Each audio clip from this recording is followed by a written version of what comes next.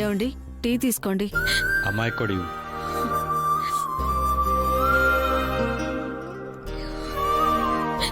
అమ్మా ఇందు, రాత్రి నుండి పచ్చి మంచినీళ్ళు కూడా ముట్టుకోకుండా అలా ఉండిపోయావు. ఇదిగో కాస్త టీ అయినా తాగు. వద్దత్తయ్యా. అయినా వాడేమైనా చిన్నపిల్లోడా? వచ్చేస్తారులేమ్మా. అది కాదత్తయ్యా, ఆయన గారు ఫోన్ కూడా స్విచ్ ఆఫ్ వస్తుంది.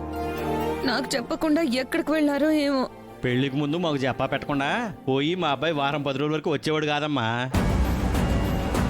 అయినా ఇది మాకు అలవాటేలేమ్మా. వచ్చేస్తాడు, నువ్వేం దిగులు పడకో.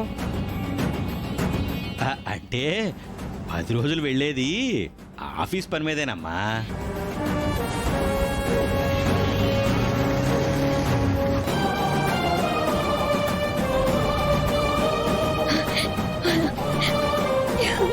ఏమండి, ఏమండి, వచ్చేసారా? ఏంటండి ఆ నవ్వు? రాత్రి నుంచి మీరేమైపోయారు అని ఎంత భయపడ్డానో తెలుసా? ఎక్కడికి వెళ్ళారు? కంపెనీ సైట్ సీయింగ్కి పంపించింది. కనీసం మీరు నా ఫోన్ చేసైనా చెప్పాలి కదా. చెప్దాం అనుకునే లోపు మొబైల్ ఛార్జింగ్ అయిపోయింది. పోనీ ఎవరినైనా ఫోన్ అడగాల్సింది కదా. అడిగినా పోలీసులు ఫోన్ ఇవ్వరు కదా. ఏంటి? అంటే ఈ మధ్య మన ఫోన్ తీసుకొని మన బ్యాంక్ అకౌంట్లు ఖాళీ చేస్తున్న సైబర్ నేరగాళ్లు ఎక్కువైపోయారు కదా.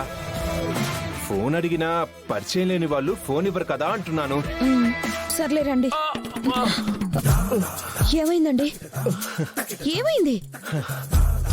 నువ్వు టచ్ చేసేసరికి ఫీలింగ్స్ వచ్చేసాయి. చెప్పండి. నువ్వలా టచ్ చేయకు. నిన్ను అమాంతం ఎత్తుకొని బెడ్రూమ్ లోకి పట్టుకెళ్ళిపోతానేమో అని భయంగా ఉంది. ఇంట్లో అమ్మా నాన్న ఉన్నారు కదా, బాగుండదు. ఏదైనా ఉంటే నైట్కి చూసుకుందాం. రండి.